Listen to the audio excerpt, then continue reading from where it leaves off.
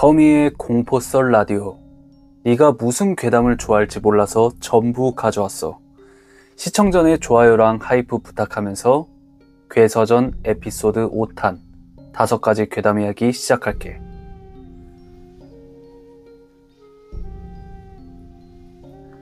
일단 첫 번째 괴담이랑 두 번째 괴담은 오대산에서 겪은 일 시리즈야. 그럼 1편부터 이야기 시작할게. 이 이야기는 아주 오래전, 덩치는 어른처럼 컸지만 정신은 여전히 미숙했던 내가 고등학교 시절에 겪은 이야기야. 그때 가장 친한 친구랑 여름방학이 시작하자마자 등산을 가기로 했어. 우리는 국민학교 시절부터 서울과 경기권에 있는 모든 산을 다 섭렵했고, 중딩 시절에도 전국의 유명한 산은 이미 한 차례씩 순례를 다 할 정도로 산을 좋아했거든. 그 시기에는 왜 그런 말도 안 되는 호연지기를 가슴속에 담고 있잖아. 그래서 우리는 그때 목표를 세웠지. 고등학교 졸업하기 전에는 전국에 있는 산을 다 돌고 대학에 가면 3개의 산을 정복해보자고. 뭘 하던지 그렇게 의기양양하던 시절이었어. 가끔 우리가 산을 간다고 하면 자기도 산을 좋아한다면서 따라붙는 친구들도 한둘 있는데, 우리랑 산을 한번 타보면 두 번 다시 같이 산 타자는 이야기를 하지 못할 정도였지. 우리는 쉬지 않고 거의 경보 수준으로 정상을 넘었거든. 그때는 등산화, 등산복 이런 것도 따로 없었고, 그런 용품들은 거의 사치품에 가까웠었어. 우리는 그저 배낭 하나만 있으면 됐었고, 그 안에 코펠이랑 침낭, 여벌의 옷, 그리고 음식만 넣은 다음에 단화 하나만 신고 산을 타는 그런 시절이었거든. 그렇게 우리는 오대산으로 향했어. 그때 산행의 목적은 정상을 밟는 게 아니라 그저 한적한 개울가에 텐트를 치고 일주일 정도 있다 오는 게 목적이었지. 일주일 후엔 보충 수업이 시작했기 때문에 방학이어도 그나마 쉴 수 있는 시간이 그 시간밖에 없었어. 그래서 우리는 그 시간을 산에서 보내기로 한 거야. 지금은 방학이 되고 피서철이 되면 산이랑 바다에 사람들이 득실거리지만 그때는 그런 게 없었어. 그래도 그나마 한산했지. 우리는 그렇게 월정사라는 절에 도착했는데, 개울 건너편에 텐트를 치고 쉬기에 너무 좋은 자리가 있는 거야. 그래서 우리는 그쪽에 텐트를 친 다음 오늘은 대충 여기서 쉬고 정상은 다음날 밟기로 했어. 우린 밥을 먹으면서 몰래 가져온 술을 먹고 있었는데 날이 금세 어두워지더라고. 근데 그때 갑자기 친구가 숲을 건너편에서 자꾸 사람 소리가 난다는 거야. 나는 말도 안 되는 소리라고 했지. 그 숲을 안쪽으로 들어가려면 개울을 건너서 우리 쪽을 지나가야 들어갈 수 있는데, 오후 내내 우리가 있는 쪽으로 그 누구도 지나간 적이 없었거든. 그리고 급한 용부는 친구가 말한 숲을 쪽에서 해결했기 때문에 사람이 있었다면 못 볼 리가 없다고 생각했지. 그런데 친구가 술 먹는 내내 그러는 거야. 저기 사람 소리 안 들리냐고. 목소리를 들어보니까 대충 7명은 돼 보이는 것 같았대. 그러면서 후레쉬를 들더니 같이 가보자는 거야. 나는 가야 되나 말아야 되나 고민하고 있었는데 친구가 너무 닥달을 해대서 결국 같이 따라갔어. 생각해보면 그땐 겁 없는 그런 나이잖아. 그렇게 우리는 조금씩 앞으로 가고 있었는데 진짜 사람들 소리가 들리는 거야. 여자들이 웃는 소리도 들리고 남자들이 욕을 하는 소리들도 들렸어. 나는 어라? 잘못 들은 게 아니었네? 라는 생각을 하고 있었는데, 친구가 큰 나무를 깨고 돌더니 손으로 숲을 헤쳤거든? 근데 정말 그 빽빽한 숲 사이로 작은 공터가 나오는 거야. 그리고 그곳에는 여자 3명이랑 남자 4명이 둥그렇게 모여 앉아서 술을 마시고 놀고 있었는데, 그 사람들도 우리를 보더니 흠칫 놀라더라고. 그래서 당황한 친구가 사람들이 있는 줄 몰랐어요. 저희는 저쪽에서 텐트를 치고 있거든요. 라고 얘기하니까 그쪽 사람들이 술 한잔 같이 하면서 놀자고 하는 거야. 산에서 만났으니까 다 같은 동료 아니냐면서. 뭐 그렇게까지 얘기하는데 그냥 가기도 좀 그래서 우리는 좀 앉아있다 가기로 했어. 그리고 우리한테 술잔을 주면서 자기들은 뭐뭐 대학 서클에서 MT 겸 왔다고 하더라고. 근데 그때 친구가 무슨 생각인지 우리도 대학생이라고 거짓말을 한 거야. 나도 가만히 생각해보니까 우리도 술을 먹었고 괜히 처음 보는 대학생들한테 꿀리기 싫어서 그냥 가만히 있었지. 어차피 또 볼 사람들도 아니고. 그렇게 그 사람들이랑 이런저런 얘기를 하면서 술을 꽤 많이 마셨었어. 뭐 웃으면서 맞장구도 쳐주고 같이 농담도 하고 재밌었지. 그리고 거기 있던 여자 3명이 참 예뻤거든. 그래서 그 여학생들이 주는 술을 계속 마신 거야. 그러다 어느 순간 친구가 화장실에 갔는데 한참이 지나도 친구가 오질 않더라고. 나는 좀 걱정돼서 친구를 찾으러 간다고 하고 그만 일어나겠다고 했는데 갑자기 조용해지면서 굳은 표정으로 모두가 날 쳐다보는 거야. 그 순간 소름이 쫙 돋더라고. 아니, 날 왜 이런 눈빛으로 쳐다보지? 내가 뭐 실수했나? 그런데 뭐 내가 잘못한 것도 없고 해서 인사를 하고 우리 자리로 갔지. 혹시 우리 텐트에서 친구가 자고 있을까봐. 그런데 일어나서 걷자마자 술이 확 오르는 거야. 생각해봤더니 친구랑 둘이 마신 양도 많았는데 이 대학생들하고도 꽤 마셨으니까 당연히 취할 만하지. 아무튼 그렇게 비틀비틀 대면서 우리 텐트 쪽으로 갔는데 친구가 없더라고. 어디 갈 데도 없는데 말이야. 나는 정신이 너무 없어서 일단 텐트에 조금 누워있다가 친구를 다시 찾아봐야겠다고 생각했어. 친구가 후레쉬를 들고 가서 후레쉬도 없었거든. 그러다가 나도 모르게 잠이 들었는데 밖에서 뭔가 웅성웅성 하는 소리가 들리는 거야. 술은 여전히 깨지 않아서 머리가 빙빙 돌고 있었는데 밖에 소리를 들어보니까 자기들끼리 싸우는 소리더라고. 아, 같이 데리고 가야 된다니까? 라고 어떤 남자가 화가 난 듯 소리를 치고 있었고, 아, 오빠, 그래도 이건 아니지. 저렇게 어린 애들을. 이러고 어떤 여자가 맞받아치는 소리도 들렸어. 그때 내가 멍청한 건지 정말 취했던 건지 속으로, 아니, 술 먹이고 여자 데려가려고 저렇게 싸우나? 사람들 참 괜찮게 봤는데 진짜 상종 못할 인간들이네. 아니, 그리고 싸울 거면 자기들 텐트에서 싸울 것이지 왜 우리 텐트까지 와서 난리들이야. 뭐 이런 생각들을 했던 것 같아. 그런데 순간 친구 생각이 나는 거야. 얘는 어디 갔길래 왜 아직도 안 오지? 라는 걱정이 막 드는 거지. 근데 그 당시에도 아직 술 기운 때문에 비몽사몽해서 또다시 잠속에 빠지고 말았어. 그렇게 시간이 얼마나 흘렀을까? 후두두둑 하는 소리에 깨어보니까 친구는 아직 안 왔고 밖에는 비가 내리고 있더라고. 나는 놀라서 밖에 나가봤는데 아무것도 안 보이는 시커먼 암흑뿐이었어. 그 순간 갑자기 엄청난 공포감이 몰려오는 거야.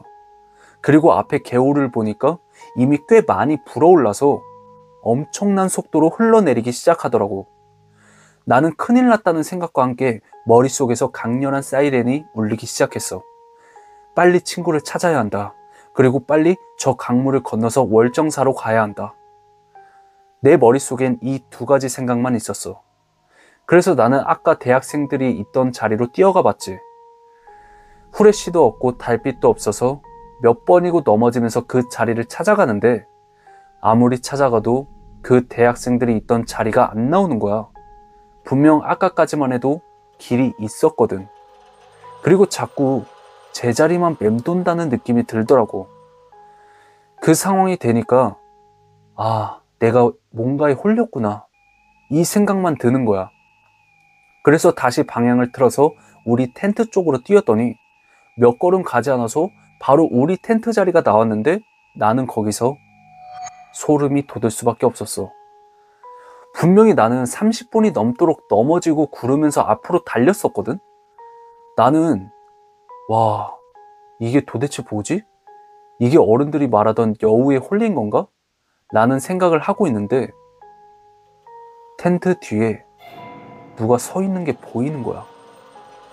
자세히 보이지 않아서 다가가 봤더니 친구가 텐트 뒤에 서 있더라고. 어안이 벙벙했지만 뭐 이런저런 생각할 겨를이 어딨겠어. 일단 개울물이 더 불어나기 전에 개울물부터 건너는 게 우선이라고 생각했지.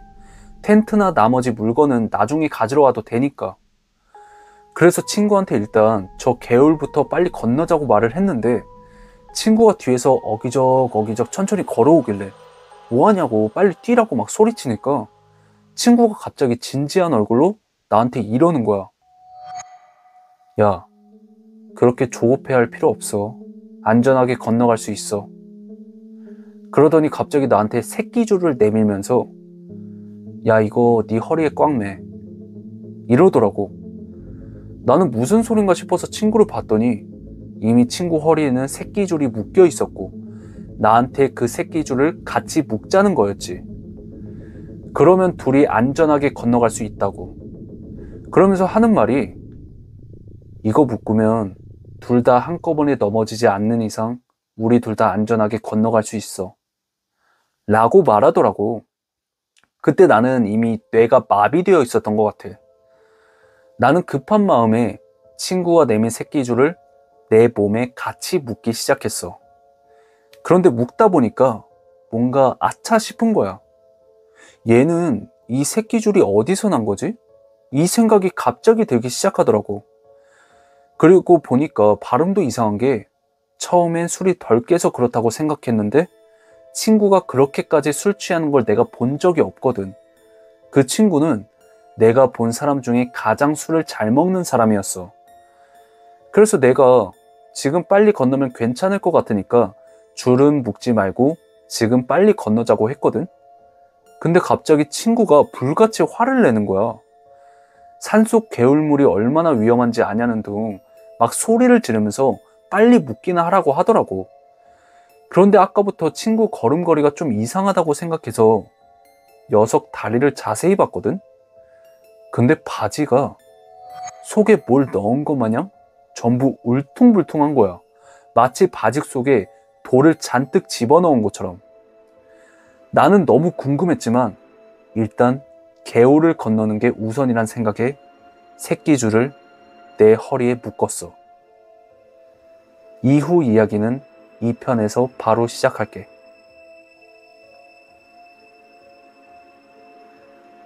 1편 이야기를 이어가자면 새끼줄을 내 허리에 묶었다고 했잖아. 그런데 묶으면서 한 번에 풀어지기 쉽게 홀겹으로 묶었었거든. 그때 사실 이걸 묶는 게 안전한지 더 위험한지 판단할 능력이 나한테는 없었어. 그런데 뭐랄까, 그 막연한 경고등 같은 게 내 머릿속에서 점등된 거야. 나는 다 묶은 다음에 빨리 건너자고 하니까 친구가 앞장서겠다고 하길래 나는 알겠다고 하고 개울을 건너는데 개울물이 벌써 허벅지까지 오더라고. 낮에 건너올 땐 분명 발목에 찰랑거릴 정도밖에 안 됐었거든. 나는 산속 개울물이 그렇게 무서울 정도로 빨리 불어나는지 그때 처음 알았어. 물은 기껏해야 허벅지까지밖에 안 오는데 물이 빠른 속도로 흐르니까 몸 중심 잡기가 힘든 거야. 그렇게 우리는 뒤뚱뒤뚱 거리면서 앞으로 나아갔어. 정말 한 발 한 발 디딜 때마다 온 신경이 곤두서더라고. 그렇게 한 중간쯤 갔을 때였어. 친구가 잘 가다가 갑자기 그 자리에 우뚝 서는 거야. 나는 뒤에서 빨리 가라고 쌩 난리를 쳤지.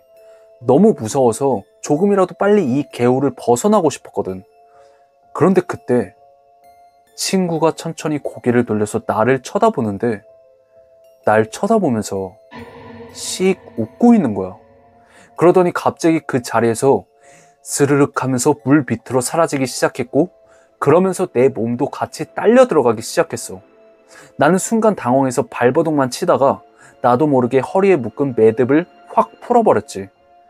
그리고 그 존재는 물속으로 완전히 사라졌어. 그때 딱 그런 생각이 들더라고. 아, 이게 사람이 아니었구나. 그리고는 미친 듯이 비명을 지르면서 개울을 건너갔지. 그때는 거의 제정신이 아니었던 걸로 기억해. 그렇게 나는 겨우 개울에서 벗어나서는 사람 살리라는 비명을 지르면서 월정사 쪽으로 뛰어갔어. 그러다가 어떤 사람들이 후레쉬를 비치면서 내 쪽으로 뛰어오는 걸 봤고 그 사람들이 가까이 오자마자 기절을 하면서 기억을 잃었는데 깨어나 보니까 아침이더라고. 비는 언제 그랬냐는 듯이 개어 있었고 내 옆에는 웬 스님 한 분이랑 내 친구가 앉아 있었어. 나는 친구를 보자마자 펑펑 울었고 한참을 울다가 기분이 가라앉으니까 친구한테 불같이 화가 나더라고. 그래서 친구한테 대학생들하고 같이 술 먹다가 혼자 그렇게 사라지는 놈이 어딨냐면서 막 화를 냈지. 그랬더니 친구가 나보고 무슨 소리 하냐면서 대학생들하고 술을 먹은 적이 없다는 거야. 오히려 나보고 미쳤냐고 막 뭐라고 하는데 너무 당황스럽더라고. 친구의 말은 이랬어. 그러니까 둘이 술을 먹고 이야기한 부분까지는 똑같은데 다른 사람 소리가 들리지 않냐는 말은 자기가 한 적이 없다는 거야. 나는 이게 도대체 무슨 소린가 싶었지. 그리고 자기는 분명히 나랑 술을 먹다가 용변이 급해서 나한테 말을 하고 월정사에 있는 화장실에 갔다고 하더라고. 난 그런 이야기를 들은 적이 없거든. 근데 친구 말로는 그 얘기를 하는데 내가 좀 이상하더래. 들은 척도 안 하고 멍하게 뭐 어디 홀린 것 마냥 앉아 있었다는 거지. 그리고 친구는 그냥 술을 좀 많이 마셔서 취했나 보다 라고 생각하고 화장실로 갔다는 거야. 우리가 텐트 쳐놓은 곳에서 월정사까지 거리도 좀 있어서 시간이 좀 걸렸는데 막상 와보니까 내가 없었던 거지. 그래서 여기저기 숲속을 찾아다니기 시작했는데 내가 안 보이더래. 그리고 그때 비도 슬슬 오기 시작해서 비를 쫄딱 맞고 나를 밤새 찾아다녔던 거였어. 그 시절에는 핸드폰 같은 것도 없었거든. 그렇게 막 찾다 보니까 개울물이 엄청나게 불어나 있어서 텐트가 있는 쪽으로 가는 것도 불가능했대. 그래서 월정사에 들어가서 실종 신고를 해야 하나 말아야 하나 스님하고 의논하고 있던 중에 희미하게 내 비명 소리가 들린 거야. 처음엔 빗소리랑 개울물 소리가 뒤섞여서 잘못 들은 줄 알았대. 근데 문을 열어봤더니 내가 만신창이가 돼서 막 뛰어오고 있었던 거지. 얘기를 다 듣고 나니까 머리를 망치로 얻어맞은 것처럼 띵한 거야. 어떻게 이런 일이 일어날 수 있지? 그럼 내가 만났던 사람들은 누구며 나는 누구랑 술을 마신 거지? 라는 생각이 들면서 오싹하더라고. 나는 덜덜 떨기 시작했는데 그때 조용히 옆에서 얘기를 듣고 계시던 스님이 그러시는 거야. 보소 처사, 혹시 학생이 만났다는 그 사람들 7명 아니요? 여자 3, 남자 4? 나는 깜짝 놀라서 스님을 쳐다봤어. 어떻게 아셨어요? 그 학생들 내가 좀 아는 학생들인데 그러면서 무거운 얼굴로 말을 안 하시더라고. 그래서 내가 뭔데 그렇게 뜸을 들이냐고 재촉을 했지.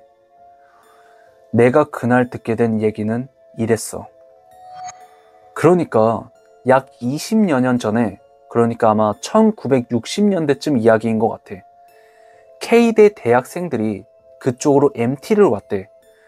늦은 시간에 오대산에 도착한 학생들은 그날은 월정사에서 자고 다음 날은 우리가 묵었던 장소에서 텐트를 치고 캠핑을 하기로 했었나 봐. 그런데 아침을 먹는데 한 여학생이 그러더래.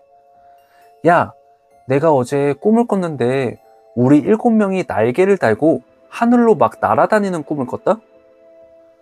응? 왜 7명이야? 우린 8명인데? 아니, 그래서 나도 이상해서 봤더니 진영이는 땅 위에 서서 우리를 멀뚱멀뚱히 쳐다보고 있더라고. 그러고는 깔깔대면서 자기들끼리 밥을 먹었대.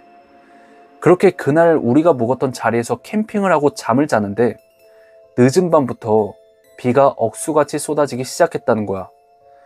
누군가 한 명이 일어나서 모두를 깨웠고 그들도 나처럼 불어난 개울물을 보면서 어떡하나 걱정하고 있는데 전날 밤 하늘을 날아다닌 꿈을 꾼 여학생이 그런 의견을 냈대. 야, 우리 각자 건너면 너무 위험하니까 줄로 각자 몸을 쭉 묶어서 같이 건너자. 그럼 안전하지 않을까? 그들은 그 의견을 모두 좋은 의견이라고 동의를 했고 그렇게 모두의 몸을 꽁꽁 묶었다는 거야. 그런데 줄이 좀 짧아서 맨 마지막 사람의 몸만 못 묶었던 거지. 그래서 그 아이는 자기 앞에 선 사람이 손을 꼭 잡고 건너기로 했는데 개울의 중앙쯤에서 전날 이상한 꿈을 꿨다던 그 학생이 그만 개울에 휩쓸리면서 넘어진 거야. 한 명이 넘어지면 주위 사람들이 붙잡아 줄 수 있을 거라는 건 참 헛된 희망이었어. 한 명이 넘어지니까 다른 주위 학생들도 감당을 못하고 모두 같이 넘어지면서 휩쓸린 거지. 그리고는 맨 끝에 같이 줄을 못 묶고 남아있던 한 명만 살아남았는데 그 아이가 진영이었던 거지. 그 얘기를 듣는데 너무 무섭고 소름이 끼치는 거야. 그런데 갑자기 내 머리가 띵하게 울려서 나는 최대한 조심스럽게 물어봤어. 저기 스님, 그럼 혹시 스님이... 허허허, 그래요. 내가 바로 거기서 살아남은 학생이요. 우리는 그날 바로 서울로 향했어. 물론 나는 그 스님을 따라 법당에 들어가서 절도 좀 했고 그 스님이 뭔가 태운 재를 꾹꾹 밟기도 했지. 나는 산에 다녀와서 한동안 악몽에 시달리고 그랬지만 다행히 큰 탈은 없었어. 그리고 이건 스님한테 들은 건데 나중에 하류에서 시신들을 찾았을 때 옷 속에 온통 돌들이 가득 차 있더래. 거친 물살에 하류까지 떠내려가면서 옷 속에 돌들이 가득 들어간 거겠지. 그들을 애도하며 이 이야기를 마무리 지을게. 오대산에서 겪은 일 시리즈는 여기까지야. 세 번째 괴담부터 다섯 번째 괴담까지는 몇 년 동안 나를 괴롭힌 귀신 이야기 시리즈야. 1편부터 이야기 시작할게. 나는 원래 새벽에 혼자 거실에서 불 끄고 누워서 공포 영화를 아무렇지 않게 볼 정도로 겁도 없고 귀신의 존재를 믿는 편이 아니었어. 근데 고등학생 시절부터 20대 중반까지 겪은 여러 가지 일들 때문에 귀신의 존재를 믿게 됐지. 첫 사건은 고등학교 2학년 1학기 기말고사가 막 끝났을 무렵이야. 그 당시 집에서 아주 소심한 강아지 한 마리를 키우고 있었는데 입양한 지 1년이 넘도록 단 한 번도 짖지 않는 소심하고 얌전한 아이였거든. 나는 시험이 끝나서 밤늦게까지 게임을 하고 있었고 강아지는 내 발 밑에서 자고 있었어. 그렇게 열심히 마우스 키보드를 두들기고 있는데 갑자기 강아지가 번쩍 고개를 들더니 귀를 쫑긋거리면서 방 안을 살피더라고. 그러더니 단 한 번도 본 적 없는 위협적인 표정으로 그르릉 하면서 낮게 소리를 내더니 내 방 구석에 있는 장롱을 향해 짖기 시작하는 거야. 우리 집 애가 맞나 싶을 정도로 낯선 모습에 굳어서 보고 있었는데 그 장롱에 다가가지는 않고 주변만 빙빙 돌더니 꼬리를 말고 방 밖으로 뛰어나가더라고. 안 그러던 애가 갑자기 그러니까 덩달아 무서워져서 게임이고 뭐고 팽개치고 나도 방 밖으로 도망쳐 나왔지. 밤 12시가 넘었는데 집에는 아무도 없지. 강아지는 구석에서 떨고 있지. 너무 무섭고 정신없어서 엄마 아빠가 들어올 때까지 강아지만 끌어안고 버티고 있었어. 그래도 원래 귀신을 안 믿던 터라 금방 잊어버리고 잘 지냈지. 여름방학 전까지는. 우리 학교는 방학에도 맨날 보충 수업을 들어야 했는데 그때가 장마 때여서 습하고 꿉꿉한 날들이 이어지고 있었어. 나는 발 밑에 작은 선풍기를 틀어놓고 자고 있었는데 이상하게 축축하고 쌀쌀한 느낌이 드는 거야. 잠결에 이불이라도 덮으려고 했는데 그 순간 몸이 움직이질 않더라고. 생애 첫 가위에 눌린 거였지. 그 당시엔 무섭다기보다는 신기한 느낌이 들어서 속으로 우와 하면서 즐기고 있었는데 시간이 지날수록 한기가 더 몰려오는 거야. 특히 배랑 옆구리 쪽에서. 그래서 나는 온 힘을 다해 머리를 들어서 아래쪽을 봤는데 그 순간 심장이 멎는 줄 알았어. 팅팅 불어서 반쯤 썩어가는 것처럼 보이는 창백한 손들이 내 옆구리를 타고 올라와서 기어다니고 있었거든. 익사한 시체를 본 적이 없지만 익사한 사람들의 손이 저렇게 생겼겠구나 라고 짐작이 가더라고.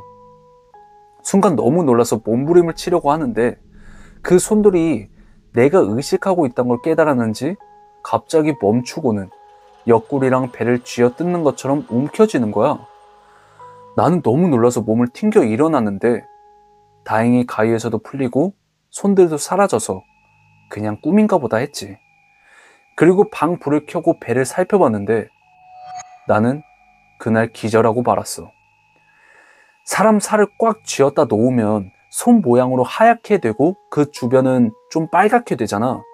근데 그 흔적이 점차 옅게 사라지는 게 보였거든. 그렇게 잠시 기절했다가 깨어났을 때는 별다른 변화도 없었고 곧 학교 갈 시간이라 금세 또 잊어버리고 일상생활을 했어. 그리고 며칠이 지나고 두 사건이 기억에서 희미해질 때쯤에 또 다른 사건이 일어난 거야. 나는 잠자는 자리가 구석이라 그런가 싶어서 물귀신을 본 가위 눌림 이후로 방 한복판에 이불을 펴고 자고 있었어. 그날은 가위 눌림이 아니라 꿈을 꿨는데 이제 막 지은 전철역 같더라고. 대리석은 아직 사람들이 몇 번 밟지 않는 것처럼 반짝반짝했고 전철역 구석마다 축하 리본이 묶인 큰 화분들이 있었거든. 꿈속에서 나는 목적지가 확실했는데 처음 가보는 역이라서 상행을 타야 할지 하행을 타야 할지 잘 모르겠는 거야. 노선들을 보고 싶었는데 노선들은 보이지 않았고 지하철역 직원도 없어서 한참을 헤매고 있었어.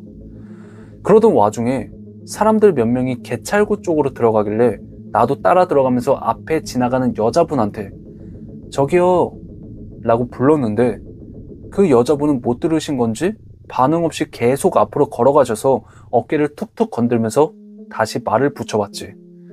저기요, 땡땡역으로 가려면 어느 쪽으로 타야 되나요? 그제서야 여자가 쓱 돌아보더라고. 그리고 대답 없이 내 얼굴만 빤히 보길래 다시 물어보려고 하는데 갑자기 그 여자가 내 가슴을 확 밀치는 거야. 그래서 나는 대리석 바닥에 머리를 부딪히면서 넘어졌어. 나는 너무 아프고 당황스러워서 무슨 짓이냐고 화를 냈는데 갑자기 그 여자가 말도 안 되는 힘으로 날 꽉 누르면서 올라타더니 왼쪽 어깨를 사정없이 물어뜯더라고. 꿈속이었음에도 불구하고 그 이빨이 어깨뼈를 긁어내는 통증에 정신을 잃을 것 같았어. 그렇게 한참을 발버둥 치다가 그 여자를 밀치고 일어난과 동시에 잠에서 깨어났지. 기분 탓인지 어깨가 너무 아프더라고. 시계를 보니까 새벽 5시인데 다시 잠들기에는 너무 무서워서 일찍 준비해서 학교나 가자 하는 생각으로 샤워를 하러 화장실에 들어갔어. 그리고 옷을 벗고 거울을 보는데 내 왼쪽 어깨에 손바닥만한 크기의 피멍이 들어있는 거야. 나는 우연히 뭔가에 부딪히거나 떨어진 거에 맞은 거겠지 하는 심정으로 방에 다시 들어가 봤지만 방 한복판에서 잤으니 아무리 난리치면서 잔다고 해도 당연히 부딪힐 곳이 없었고 무언가 떨어진 흔적도 없었어. 이렇게 세 사건이 연달아 일어나고 그 뒤로 20대 중반까지 계속 괴롭힘을 당했는데 어느 순간 그 귀신에게 벗어난 사건이 있었거든. 그건 바로 이어서 2편에서 들려줄게. 1편 이야기는 여기까지야.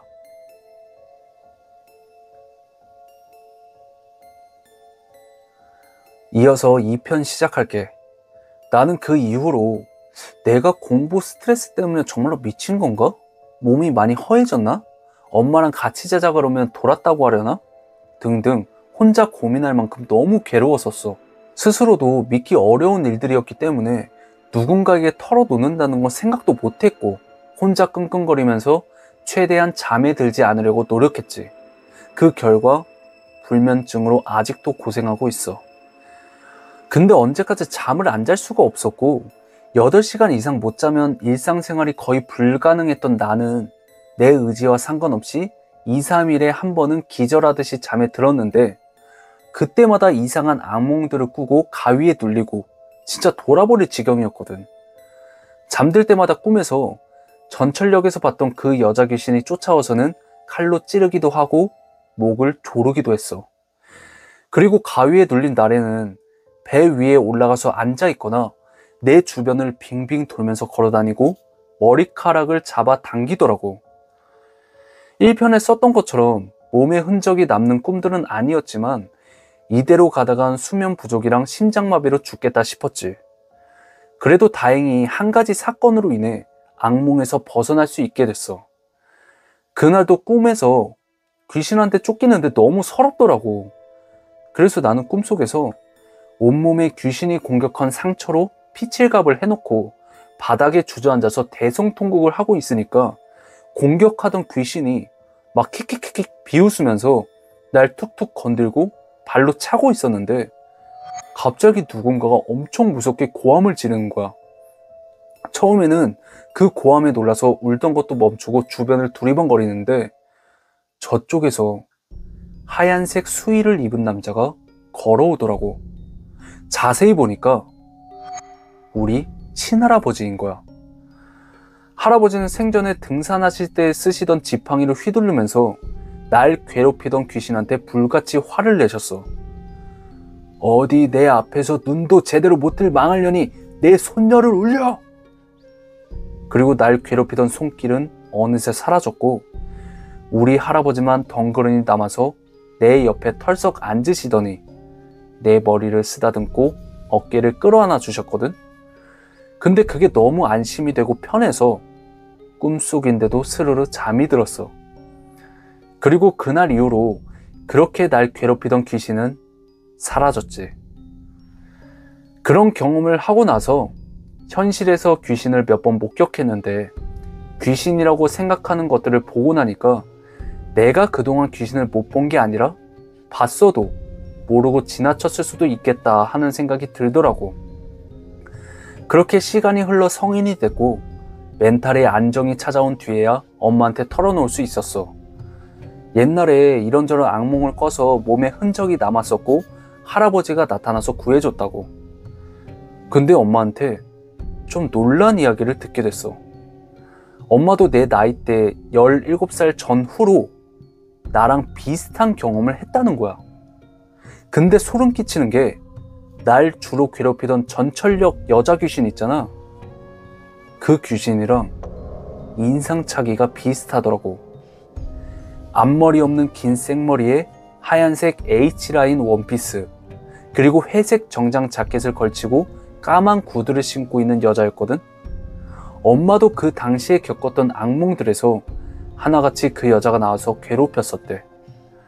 나는 좀 튼튼한 건지 아파서 알았던 적은 없었었는데 엄마는 그 일이 있었을 때 정말 심하게 알았어서 무당한테도 가보고 무던한 노력을 좀 했었었나 봐. 엄마는 그 당시에 멘탈이 나가서 생각이 잘 안 나니까 외할머니한테 물어보라고 하더라고. 그래서 나중에 외할머니한테 지나가는 말처럼 할머니, 엄마 어릴 때 악몽 꾸고 귀신 보고 그랬다면서요? 하고 물어봤지. 그랬더니 할머니가 지겹다는 듯이 고개를 절레절레 하시더니 그때 엄마가 신내림 받을 뻔했다고 하시는 거야. 그러면서 네 엄마가 하도 아프고 죽을 똥 말똥해서 무당집이니 뭐니 찾아다녔었는데 신내림을 받아야 된다더만. 그래도 딸 자식 죽어가는 꼴 못 보게 서서 신내림을 하려고 했었는데 너그 엄마가 죽어도 안 한다고 버티더라. 아니 근데 어떻게 신내림을 안 받았어요? 무당집은 싫다고 고집을 부리니까 옆마을에 있던 성당에 데리고 가봤지. 그래서 거기 신부님이 손을 잡고 기도해 주시면서 묵주 같은 걸 주길래 그걸 받고 집에 왔더니 그 뒤로 멀쩡하대? 그 뒤로 우리 엄마는 천주교 신자가 돼서 여전히 감사하다며 기도를 잘 드리고 있어. 근데 생각해보면 나나 엄마나 가끔 심상치 않은 꿈을 꿨을 때 소름 돋을 정도로 잘 맞는 일이 종종 있었거든?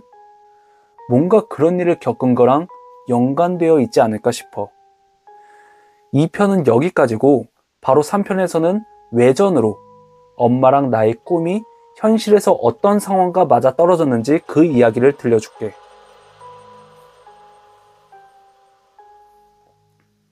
이어서 마지막 3편 외전 이야기 시작할게. 이번 3편에서는 2편에서 언급한 나랑 엄마의 꿈에 대해서 풀어볼게. 뭐 악몽 같은 건 아니고 꿈과 현실에서 묘하게 맞아떨어지는 그런 이야기랄까? 나도 엄마도 둘 다 기가 센 건지 약한 건지 모르겠지만 뭔가 있긴 있는 것 같더라고. 첫 번째는 우리 외할아버지 이야기야. 우리 외할머니, 외할아버지는 금술이 아주 좋으셨는데 어린 내 기억에서도 할머니를 공주처럼 모시다시피 하셨었고, 우리 할머니도 할아버지만 있으면 든든하다고 자석마냥 붙어 다니셨었지.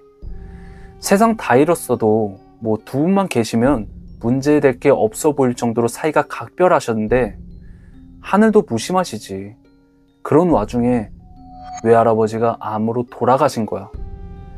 담배는 입에도 안 대보신 분인데 폐암이라고 하더라고. 그리고 너무 말기에 발견을 해서 우리 가족 누구도 마음의 준비를 하지 못했었고, 특히나 외할머니는 너무 큰 충격을 받으셔서 알아 누우셨어.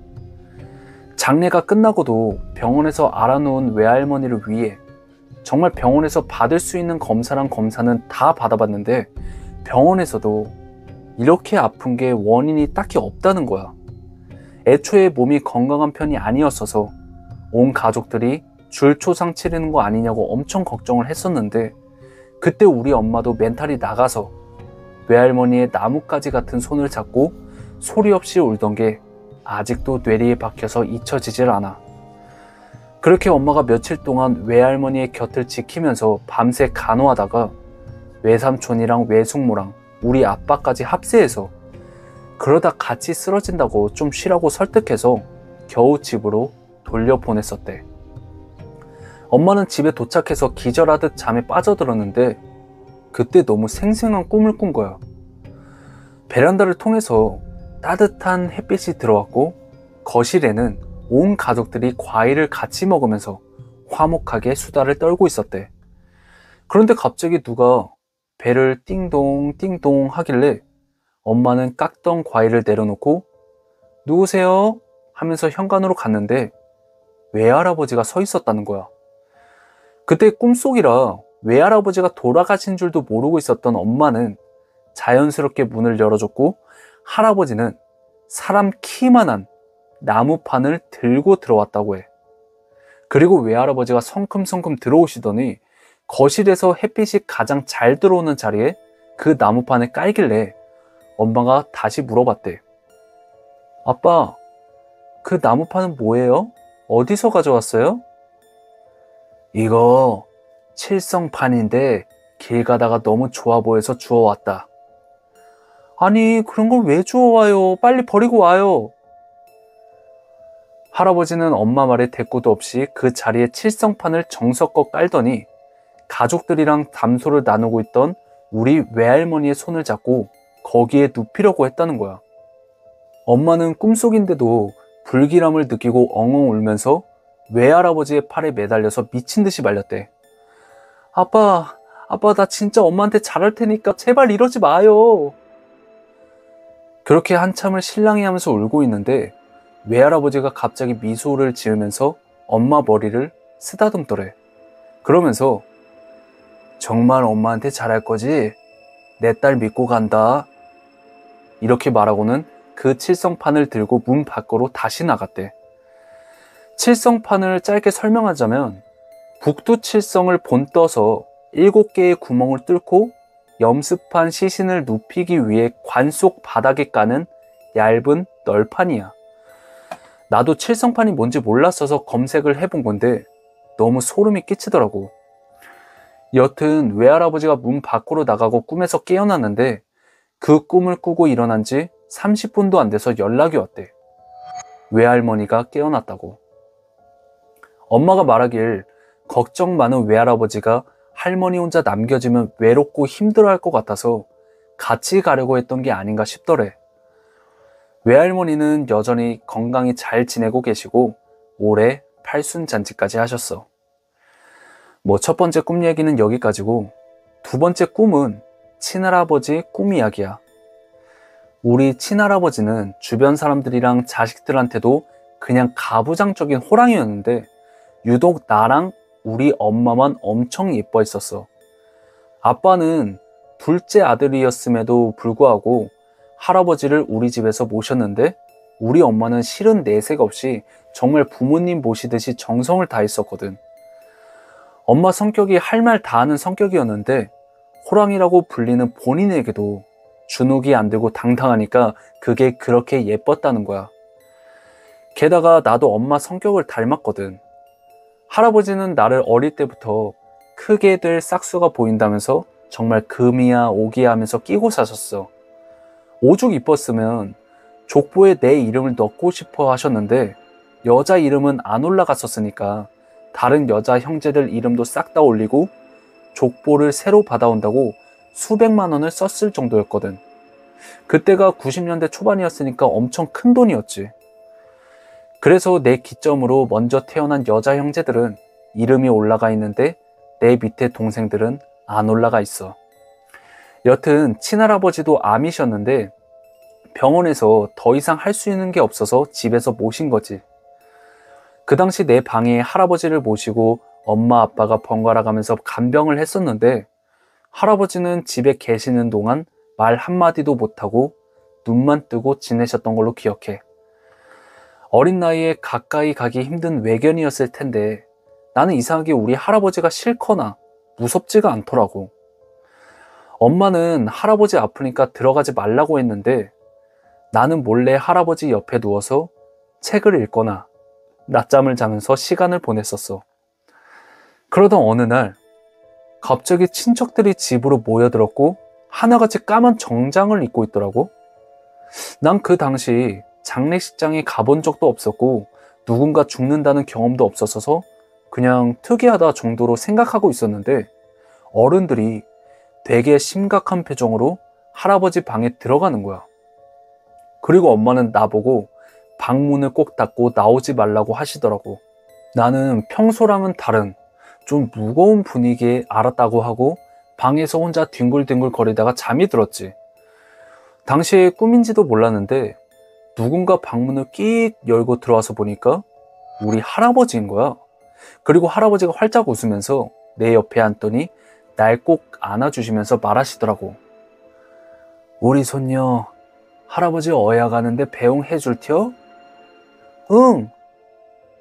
여기 할아버지랑 같이 옷 입자. 그러시더니 내 태권도 도복을 입혀주시려는 거야. 그래서 어야 가는데 왜 태권도 옷을 입어? 할아버지? 라고 물었는데 할아버지가 우리 손녀 하얀 옷 까만 옷이 이거밖에 없네. 나중에 애미 보고 하나 사주라고 해야겠다. 이러시고는 내가 옷 입는 걸 도와주시더니 할아버지가 밝게 웃으시면서 어서 나오거라 하면서 밖으로 나가셨는데 나는 그때 꿈에서 깼어. 깨어나서 꿈인 걸 알았지만 뭔가 느낌이 이상해서 옷장에서 태권도 도복을 입고 방 밖으로 나갔지. 그런데 어른들이 할아버지 방에 옹기종기 모여 앉아서 할아버지 손을 잡고 있더라고. 그리고 아버지 한마디만 해보세요 막 이러면서 울고 있는 거야. 할아버지는 여느 때와 같이 초점 없는 눈으로 허공을 보고 있다가 내가 방에 들어서니까 내 쪽으로 눈을 돌리시더니 씩 미소를 짓고 눈을 감으셨어. 누군가 죽는 걸 한 번도 본 적이 없는 나였지만 그게 죽음이라는 걸 본능적으로 깨달았지. 내가 어려서 그런 거 안 보여주려고 했었던 엄마도 할아버지가 나를 기다렸다는 듯이 나를 보고 미소를 지으면서 떠나시는 모습에 장례의 모든 과정을 함께 볼 수 있게 허락해 주셨어. 내가 좀 큰 다음에 엄마가 물어보시더라고. 어떻게 알고 태권도 도복을 입고 들어왔냐고. 그래서 솔직하게 말했지. 할아버지가 이거 입고 배웅해 달라고 했다고. 우리 엄마 성격이 좀 강해서 누구 앞에서 눈물을 잘 안 보여주는 사람인데 그렇게 크게 우시는 걸 그날 처음 봤어.